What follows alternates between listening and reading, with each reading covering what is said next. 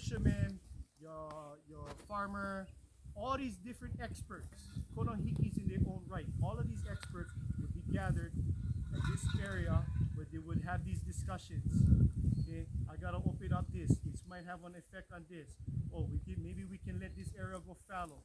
Okay, and whatever they designed, the design was to benefit all. So this is the area where they had a lot of those discussions. That's why this area was considered an agricultural temple.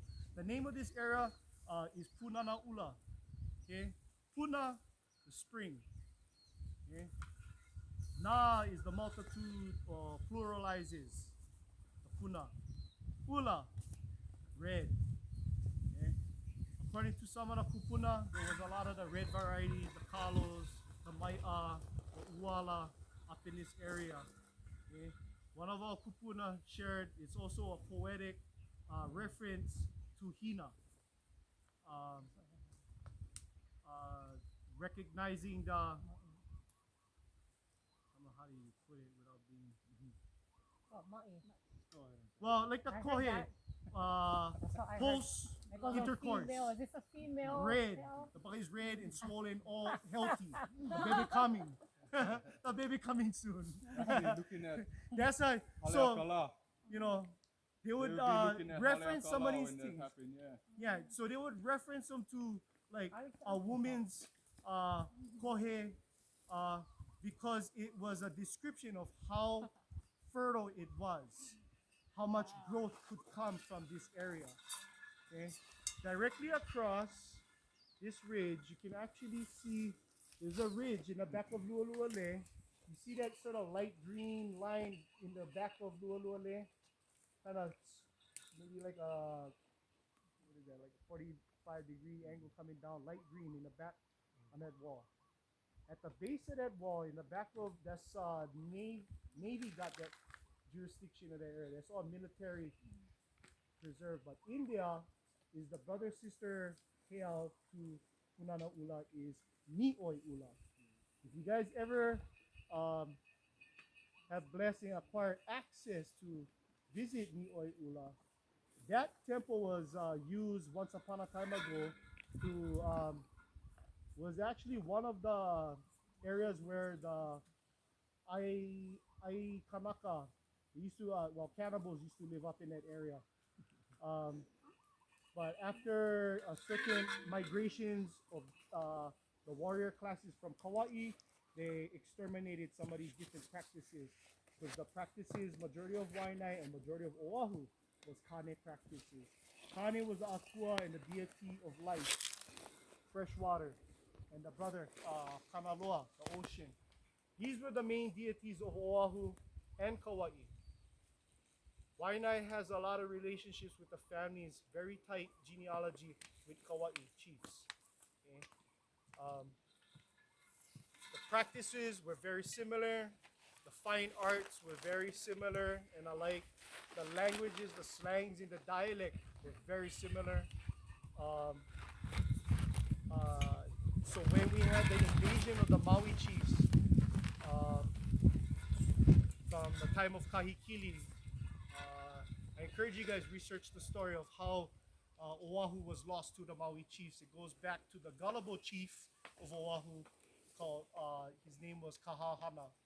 And he was known as the gullible chief of Oahu because he sold Oahu out. And he conspired with Kahikili to execute the keeper of the deities of the Wahipana and akuas that protected the gardens and the resources of Oahu. So they conspired to execute Kaupulupulu.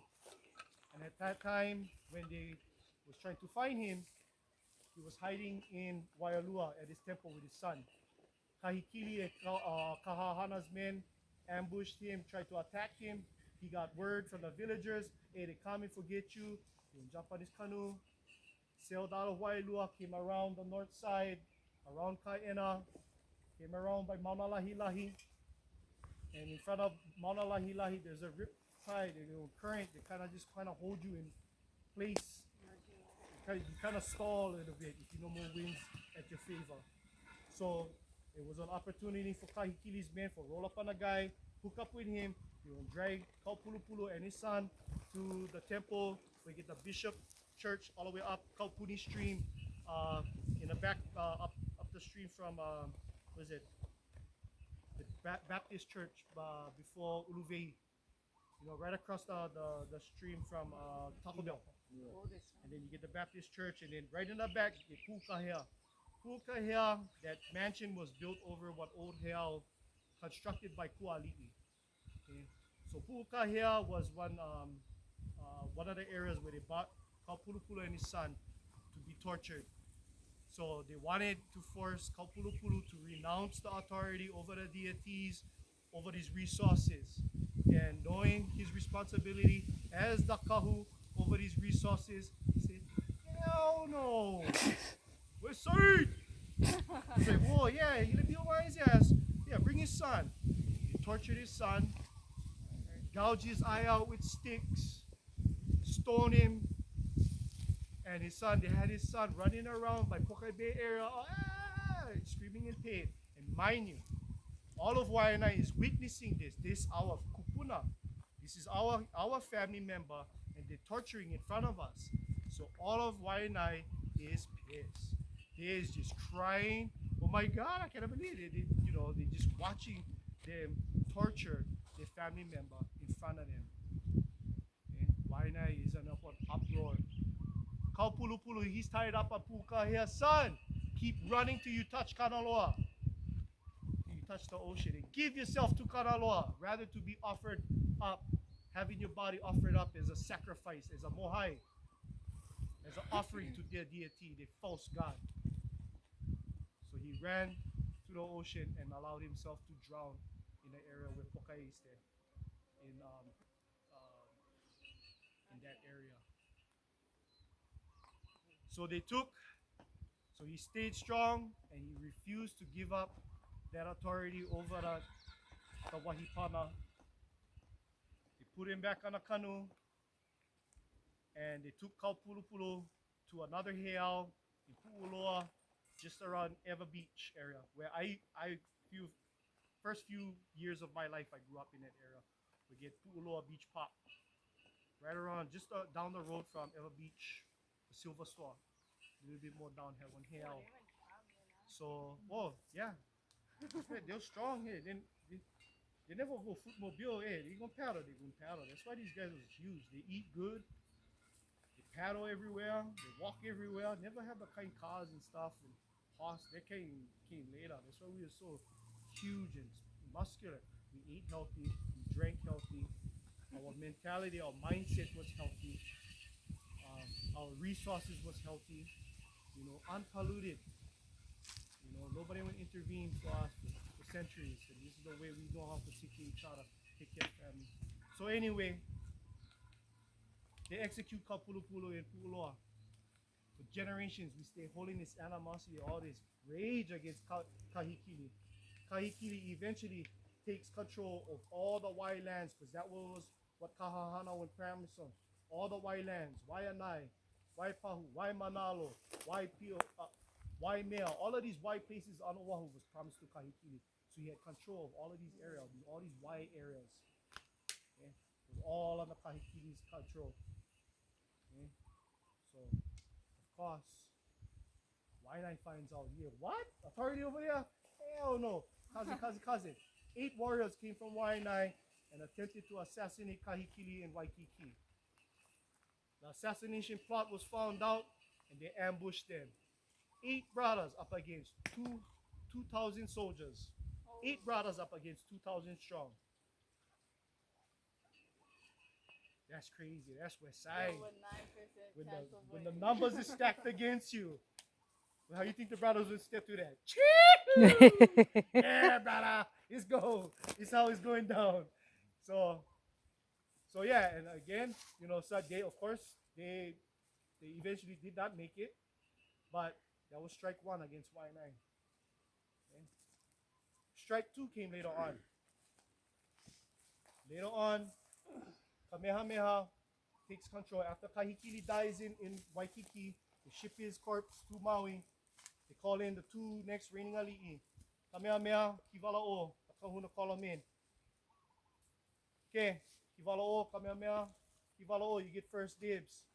You get to choose the corpse of your ali'i or the sacred palaoa, the whale tooth of your chief. Without thinking on impulse, like most brothers, we think on impulse. Without thinking, we end up just action them, just because we didn't even think about them. Without even thinking, all he sees is jewels. Brother goes straight for the niho palaoa, the whale tooth. Whoop!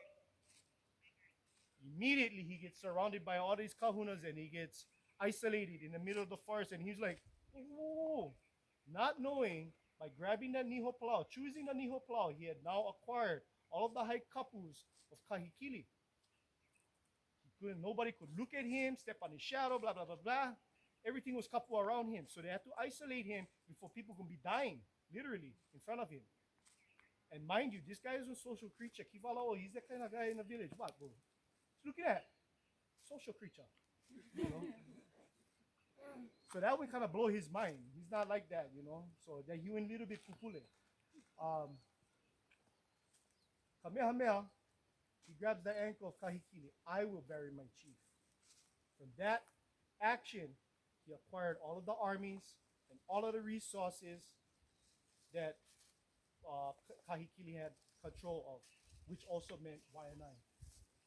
So, as soon as he takes office, he like flapped his wing, young chief. I don't come from a high rank in ali'i. Wai'anae get the babies. I gotta go find one Wai'anae baby. Get all the high ranks over there. So all the descendants of the Niaupio lines, they're all in the west side. So he's on a hunt for a very particular kohe. Very secret vagina in west side. Cousin finds out, oh hell no. If he find this girl, he's gonna fulfill the prophecy. No. So they kidnap the cousin, hide her in Halava Valley. Somebody finds out, okay, well, we gotta take her by force then. So all the Big Island, Maui, they all start coming up. Kamehameha sends an emissary to all the white lands, sends one to Wai'anae. Wai'anae boys, the chief calls you. You better show up. Yeah, whatever. So they show up. All of the Wai'anae boys, they show up to Fort Island. Moku Umi Umi is the ancient name. They show up at Moku Umi Umi and they're like watching the horizon of the ocean just black out. Canoes everywhere, thousands of them. Kamehameha rolling in with several European ships mounted to the teeth with cannons. Brother had artillery. Even on some of his canoes, he get cannons. Brothers rolling in with swords, muskets. Brother was packing. Wai'anae boys was like, cause you got a gun. Anybody got a gun? Crickets.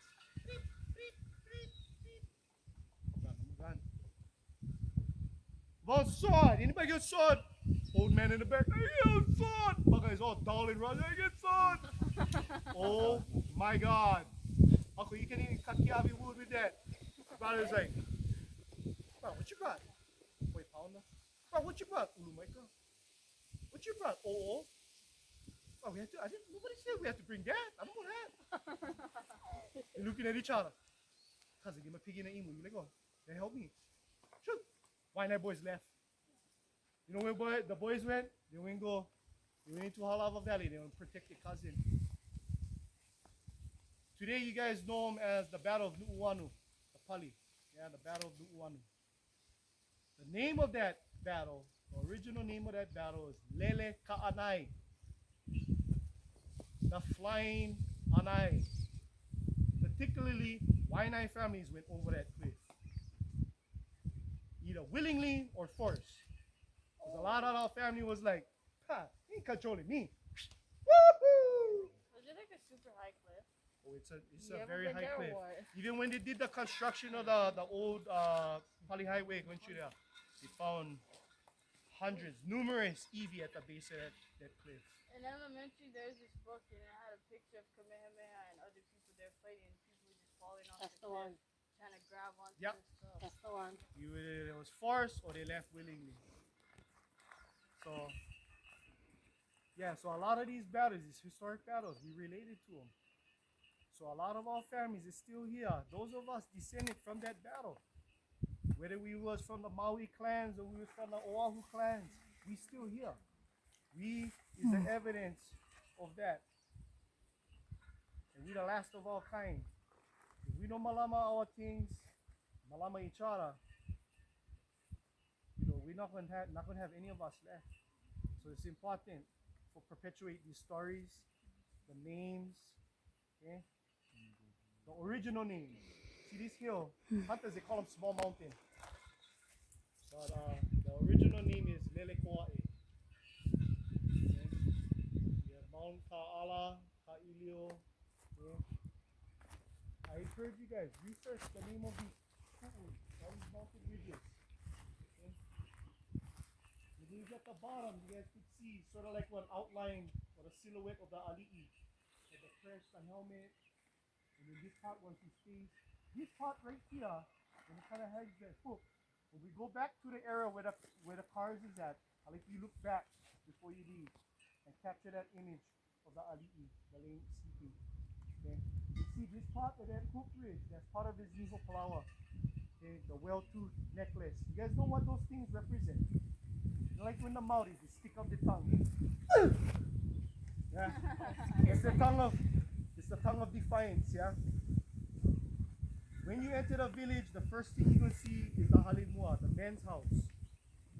Stranger come to the village, the man going to answer. You never send a woman, you never send a child to the door. You send the man first. So verify what is their intentions. So that's the brother right there at the door. What? Chulay. Yeah? Oh, sorry, get this pamphlet. Get out of here. Yeah? So that was the role of the Kani. Check you at the gate. What is your intentions? Yeah? What you like. That's why they always put the men first. And that's what we're trying to encourage our men. Pick up your original spots as our men. Check our strangers. Protect our babies. Protect our women. Yeah? Protect our resources. The men gotta check them first. Okay? So this generation, our men, get a lot more of you young men coming, stepping up to leadership, which is amazing. I encourage more of you guys to keep coming up as strong Kamaka men. Okay? We have too many of our men incarcerated because they're beating the women. Yeah? Because they detach. They forget what their true role and responsibility is as a Hawaiian man.